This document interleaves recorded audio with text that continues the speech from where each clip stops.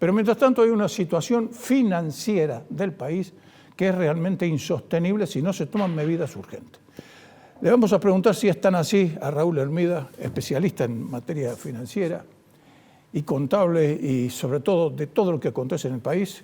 Es vicepresidente en la actualidad de la Bolsa de Comercio de Buenos Aires, pero es un hombre que, de Córdoba, perdón, Bolsa de Comercio de Buenos Aires, Bolsa de Comercio de Córdoba, y es un hombre que ha estado al frente del Instituto de Estudios de Economía de la Bolsa de Comercio. ¿Es tan así como que esta situación financiera no da para más, Raúl? Es muy grave, porque hablamos siempre del déficit fiscal y nos referimos al déficit fiscal primario, el objetivo del fondo 2,5% del PBI, que no creo que tenemos, estaremos en el 3%, pero a eso hay que sumarle, lamentablemente, la deuda, los intereses de la deuda que tenemos que pagar, con lo cual el déficit ya se va a un nivel de 4,5, 5. Exacto. Y además tenés que sumarle el déficit cuasi fiscal del Banco Central.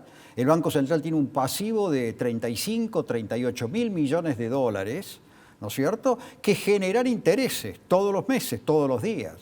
Entonces ya te vas a un déficit... Repetime la cifra. Sí. 38 mil millones de dólares. Sí, señor. De pasivo. Sí, señor. Sí, señor. Al día de hoy podés hacer ese cálculo aproximadamente.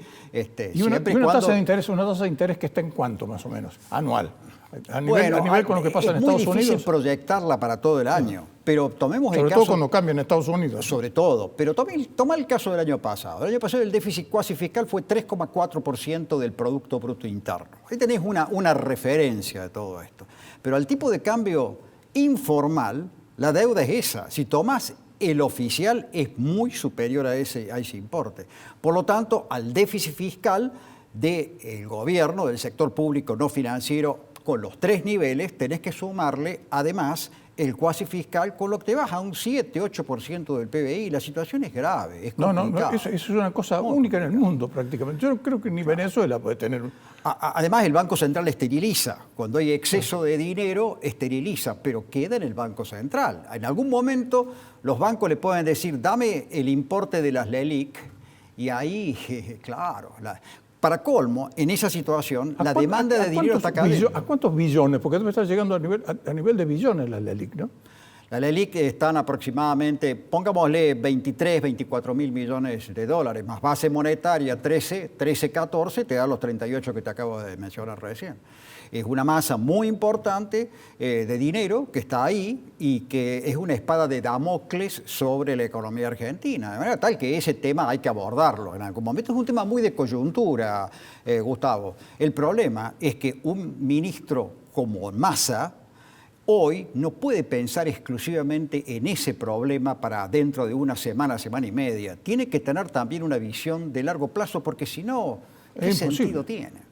¿Y qué visión de largo plazo puede tener Massa si no está pretendiendo ser el presidente de Argentina a partir del 10 de diciembre del año que viene? Entonces ahí ya tenés 5... Porque cualquiera que llegue a un sillón ya se siente como candidato a presidente, ¿no? Sí, ahí tenés 5 años y medio. Rodríguez Larreta, del otro lado, dice cualquier programa tiene que tener el consenso del 70-80% de la gente porque si no va a fracasar. Está hablando de un programa de por lo menos 8 años. Si no, no tiene sentido. Es que además es imposible corregirlo de golpe. No hay política de shock para esta situación. Por supuesto. Estallaría el país, ¿no? Estallaría el país, pero vos fíjate algunos trascendidos, porque, claro, no es un programa de adivinanza. El tuyo es un programa serio, pero algunos trascendidos indican, por ejemplo, que Massa está pensando en que los ejes de su programa tienen que ser conseguir dólares, ¿no es cierto?, a través de las exportaciones. Por eso se va ahora a Estados Unidos, al Club de París, y se va a Qatar. Va a ser lo de Schiaretti, ¿viste? La de Schiaretti. Pero no va a tener tanta suerte, creo yo. No creo porque la situación de Córdoba es mucho mejor que la situación del país. Es mucho mejor. Entonces, porque se trabajó más seriamente, a pesar del gran problema que tiene Argentina, que es la volatilidad. Él está pensando, fíjate, algunos trascendidos, que deberíamos darle ventaja a aquellos productos que tienen algún valor agregado. No tanto a los granos, sino a la ganadería, por ejemplo. Esa es la orientación. Ahora, esa es la orientación. De ahí a llevarlo a un plan, y un plan de largo plazo. Para empezar tenemos que empezar a pensar que las vacas paran y entonces tenemos productos recién de 3 años. Sí. Y por otra parte, el triunvirato que mencionabas recién, ¿le va a permitir pensar a largo plazo? Y sobre todo una integrante Exacto. No la quiero ni nombrar ya. Exacto. Entonces, una integrante de ese... Ese nivel de incertidumbre le genera un conjunto de problemas a Massa muy difíciles de solucionar. De todos modos, saldo. Es tan dramática la situación de Argentina, está tan destruido el país, que lo único que queda es pensar en un plan de largo plazo, donde los problemas de corto se van a solucionar mucho más rápido si vos tenés una visión que supera la semana o los 15 días, porque ahora estamos hablando de 15 días, 20 días. En 20 días puede cambiar el ministro de nuevo. Es decir, hemos llegado a ese colmo que yo nunca pensé que íbamos a llegar a una situación como esta, Gustavo. Tu programa tiene 39 años, no pasé, va a cumplir 40. ¿Vos pensaste en estos 40 años que íbamos a llegar a donde estamos hoy? Creo que la mayoría de nosotros nunca pensó. Mira, sí. Yo te voy a decir una cosa a fuerza de ser sincero. Sí. Cuando hablábamos de este programa, su impulsor, que fue Fulvio Pagani, decía, si no desarrollamos una apertura verdadera del comercio exterior, es imposible que este país pueda salir del pozo y de la frustración que tiene desde hace muchísimo tiempo, porque ya para aquel entonces ya veníamos con 20 o 25 años de atraso. Las cosas lamentablemente no han cambiado. Para nada. Estamos con cepos, encima ahora cepos, pero una situación de desgobierno tal como esta, porque es una crisis de liderazgo, y les anticipo que va a estar con nosotros enseguida Eduardo Dalmazo, quien es especialista en temas de liderazgo, como profesor de ciencia política que es. Lo vamos a desarrollar el tema. Una absoluta falta de liderazgo, pero ya desde el momento mismo en que se anunció la fórmula Fernández-Fernández. Yo en este mismo programa dije, Alberto Fernández al gobierno, Cristina al poder. Es decir, lo mismo que pasó con Cámpora. En aquel entonces fue un experimento, pero muy poquito, porque es decir, Cámpora estuvo muy poco tiempo. Pero en cambio Alberto Fernández se ha quedado allí. Cristina no sabe cómo terminar de erosionarlo. Entonces ahora lo ha desdibujado y lo ha puesto allí en un papel que prácticamente ni existe, porque le ha sacado le sacó a Gustavo Vélez de adentro.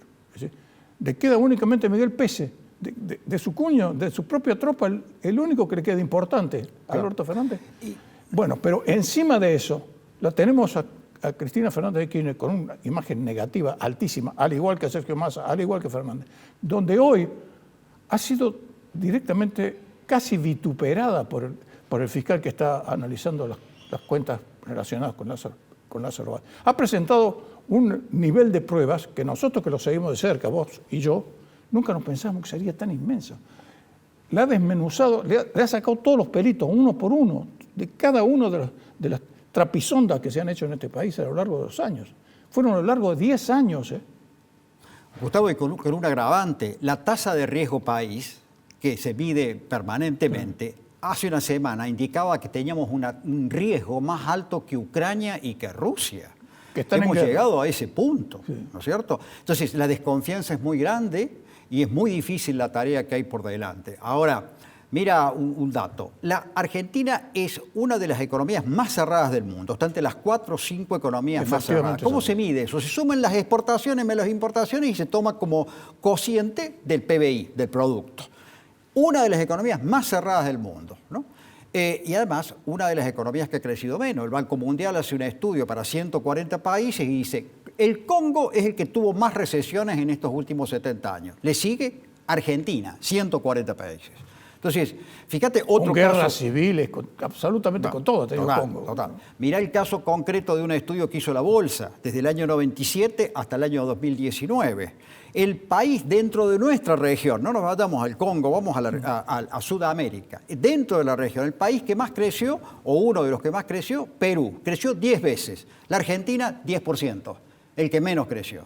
Si ves el grado de apertura que tiene a la economía Perú, te encontrás con una apertura muy superior a la Argentina, con una ventaja, que en los informes del sector educativo, el informe PISA indica que al mismo tiempo Perú mejoró sustancialmente su posicionamiento, pasando a la Argentina en comprensión de texto y en matemáticas, no en ciencias, que son las dos materias que se... en los últimos 20 años. Entonces estamos deteriorando todo el tema educativo, que es fundamental. Tenemos inversiones que apenas alcanzan para reponer el capital, Gustavo, porque hoy en día un país tiene que invertir primero en mantenimiento, segundo, en reposición de lo que el capital se desgasta, y tercero... Pero si no hay importaciones, claro. ¿Qué vamos a reponer? Y tercero, tiene que superar el problema de la obsolescencia, porque la velocidad de la tecnología avanza tan rápido que vos necesitas una tasa de por lo menos 20-25% del producto, y estamos invirtiendo el 16%.